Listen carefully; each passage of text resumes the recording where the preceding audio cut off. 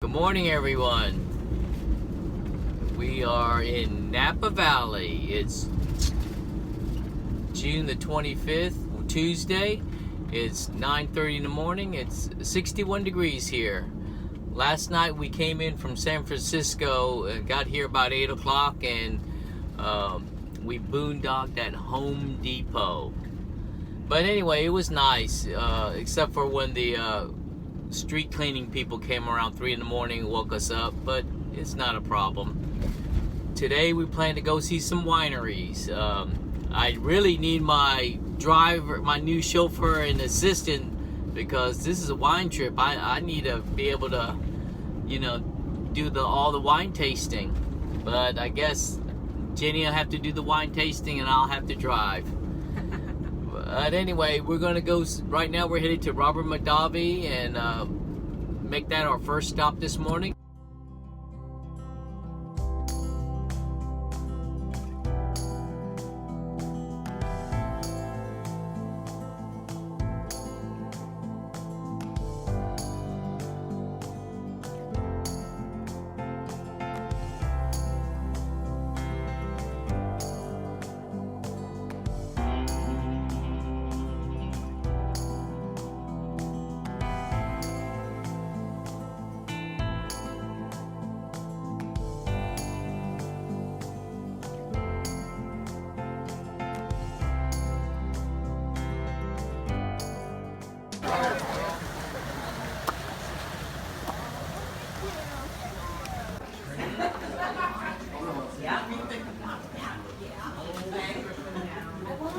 Hey, we're at Robert Mondavi winery. We're going to taking a 30-minute wine tour with the personnel here. And it's a beautiful grounds, beautiful day today. So let's go.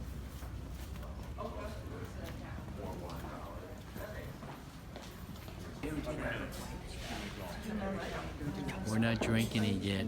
He's going to tell us how to drink. Grab glasses probably this way if you would.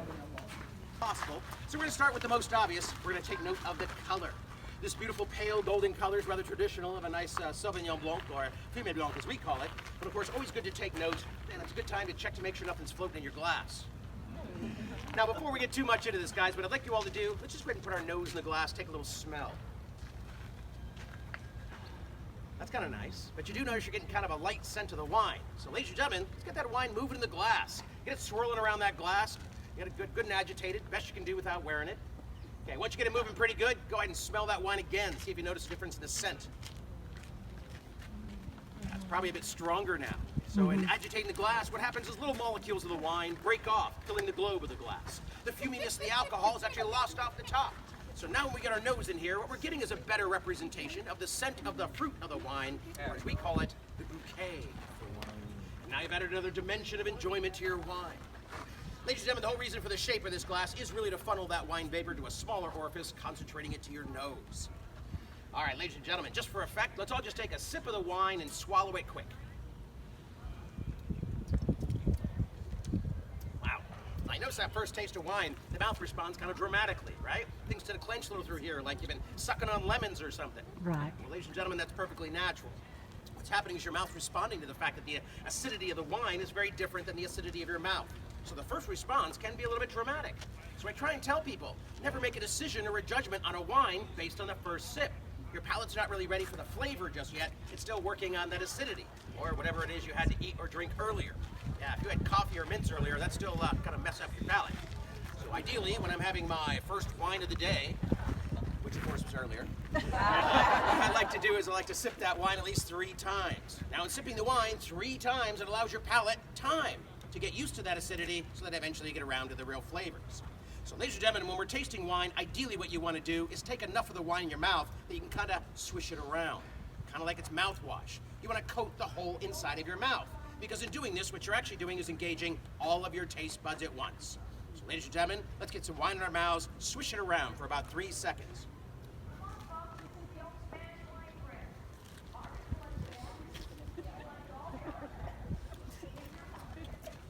So of course now you realize you're getting more flavor, right? Because you've engaged all your taste buds. Also what's starting to happen now is your mouth's starting to get used to that acidity. So it's starting to relax a bit. It's starting to open up. So by the third sip, you actually are getting a better representation of the real flavor of that wine, and then you've actually prepped your palate for the wines to come. Ladies and gentlemen, really what we're trying to do with this first glass is establish the acidity. So once you've done that, of course, technically you don't have to do that for your other wines, but I do tell people the more time and focus you put in your wine, the more you're going to get out of it. There are literally layers of flavors and scents to be found in this wine. Oh, stay with me, stay with me. People ask me, why is wine so expensive? Expensive wines go through longer processes to create more layers of flavors and scents. Cheap wines go through very short processes, usually rather sweet and kind of two-dimensional in their experience.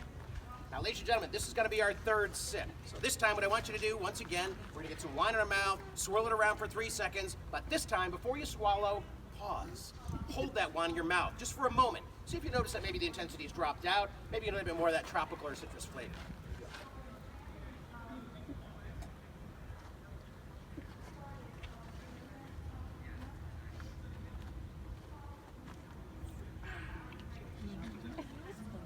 Did you notice that? Also, the intensity kind of dropped right out of it, leaving you with all that beautiful fruit. So that was the moment your mouth adapted to the acidity, and it was no longer a distraction. So we're really just dealing with the chemistry of our mouths and the acidity of the wine here. Ladies and gentlemen, this glass is now your best friend. This glass is what's going to allow you to do the second tasting on the tour. So keep a good grip on that. Don't put it down. Don't hand it to a friend. If you don't have a glass for the second part of the tour. Ladies and gentlemen, here in the United States, just about every state in the United States has a winery of some sort or a wine-producing region. But actually about 90% of the wine that is being consumed here in the United States coming out of California. Now, of that 90%, does anyone here know how much of that's coming out of the famous Napa Valley? Any guesses, guys? What do you think? 70, 94, 80, 82, 95, 45. Good guesses, ladies and gentlemen. Understandably high. 4. 4%. The Napa Valley is known for what we call luxury wines, or some of the highest end wines available. We're known for our quality, not our quantity here. Keep in mind also the Napa Valley, not a very large region. It's only 35 miles long and only about 5 miles wide at its widest point. This doesn't seem to stop us from having almost 500 wineries here in the valley. They're just a small production. Now, the reason we have so many wineries here, of course, is because the conditions for growing wine grapes here are absolutely perfect. It's in our grapes here. Now, the reason for that, of course, is during the day, during our growing season, it gets pretty hot out here. It gets in the high 90s, sometimes even the hundreds. High temperatures are great for the grapes. It allows the grapes to build up really high sugars. But in the evenings around here, we get all this cold air and fog. It comes in from the San Pablo Bay and the ocean, washes up through the valley, and drops the temperature, sometimes as much as 50 degrees. So with the nice cool evenings, that allows the grapes to build up really high acidity. And it's actually the extra acidity that brings out all the grapefruit flavors of our wines. Ladies and gentlemen, it's nice out here, but it's a little intense. Let's head towards the inside here. Come on this way.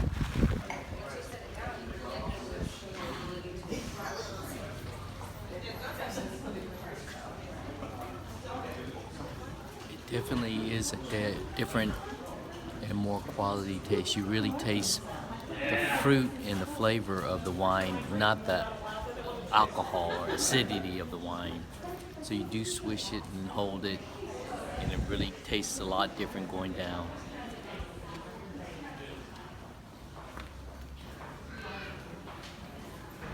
Taking lunch break, we at Vista Tui Wine, and this is their garden for what we bought is bread and pate, jambon and cheese.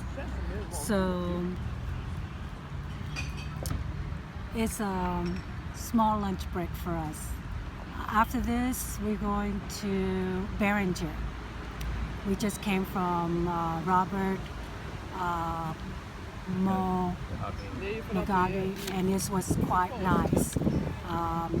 It took us about 3 hours, so short lunch, another 3 hours. It will be pretty much a full day for us. So let's eat.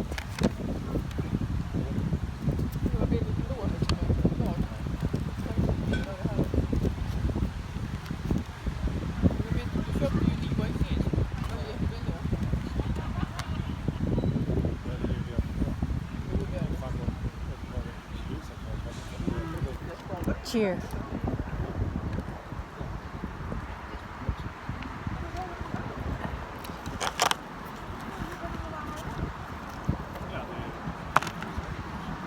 Good cheese. some bread.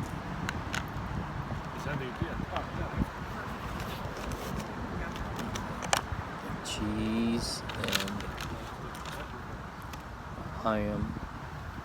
salami.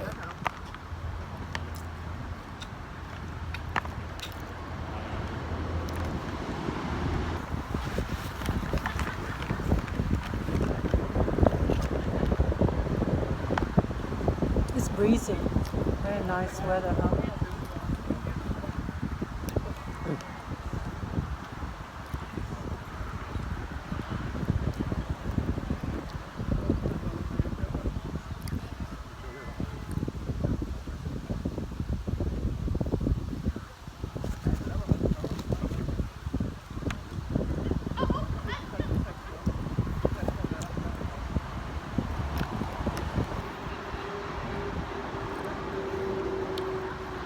So what we're gonna do after this?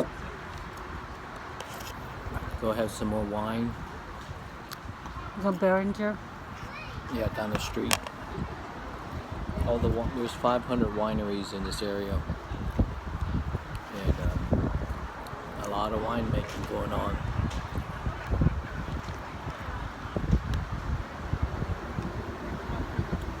Right now is the season for it to grow.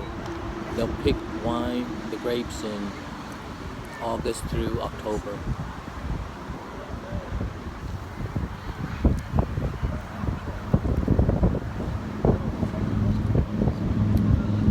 Very breezy. It's about low 70 temperature.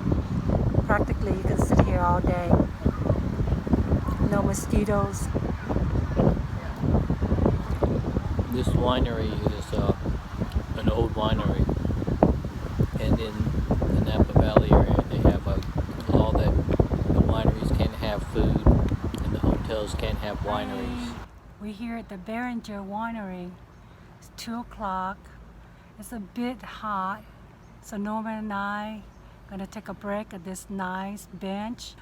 Anyway, we're taking a short break before we're going on, walking around the ground. We'll show you some photos after that. They got some beautiful Hydrangeas. hydrangeas right next to us. Guess why they call it wedding hydrangeas, Norm?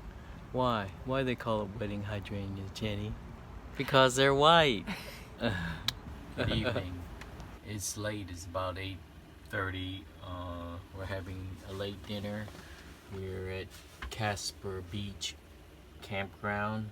But anyway, tonight we have ramen noodles with meatballs. We're back in the saddle again of cooking. Jenny hadn't cooked in a week now, 5 or 6 days, because we've been eating out, visiting family. And we have Rose cantaloupe, and we bought some red grape juice from the vineyard today. So you know what red grape juice turns into. Anyway, we're gonna have dinner, get an early rest, and go to the beach in the morning. The beach is across the street.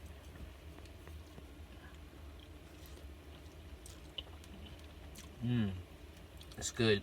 It's cool out. It's about 50 degrees right now. You know,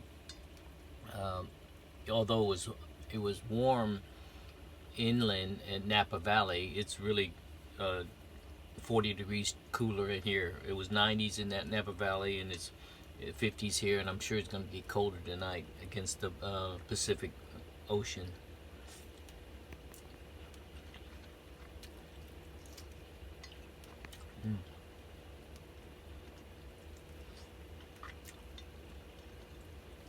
It's good. Got meatballs again.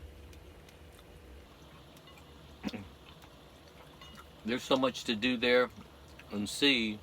I don't know how many days we're going to stay, but I hope we find a place to stay for a few days.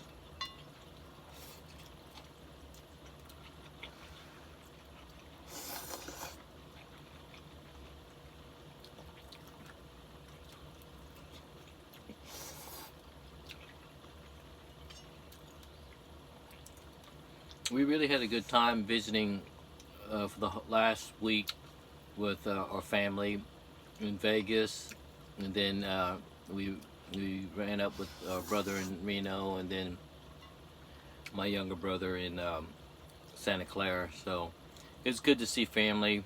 You know, it's been a little while, so it's good to catch up and visit and see how everybody's doing.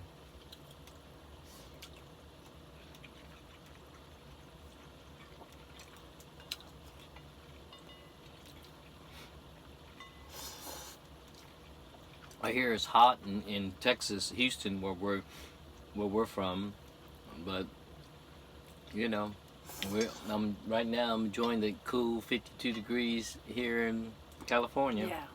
End of June, 52 degrees. But all along since we've been on the road, Houston, Texas is just so humid. Everywhere else we've gone is not humid. It's matter of fact low humidity.